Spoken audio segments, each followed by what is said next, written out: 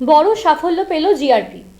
গোপন সূত্রে খবর, নিউ জলপাইগুড়ি স্টেশনের ডাউন কামরূপ এক্সপ্রেসে জেনারেল কামরায় অভিযান চালায় জিআরপি। কামরায় থাকা বাবলু মোল্লা নামক এক ব্যক্তির ব্যাগ থেকে হেরোইন উদ্ধার করা হয় বলে জানা গিয়েছে। উদ্ধার করা হেরোইনের পরিমাণ 748 গ্রাম। জানা যায়, উদ্ধার হওয়া হেরোইন আসামের বরপেটা থেকে মাটিগাড়া এলাকায় পাচারের উদ্দেশ্যে নিয়ে আসা হচ্ছিল।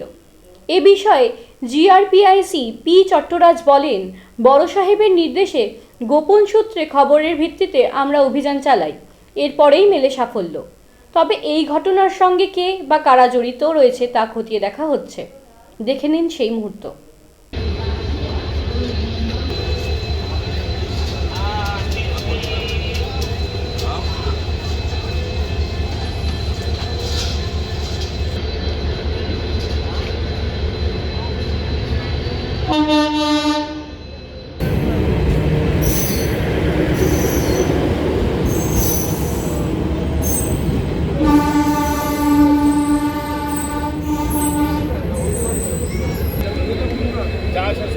বার করো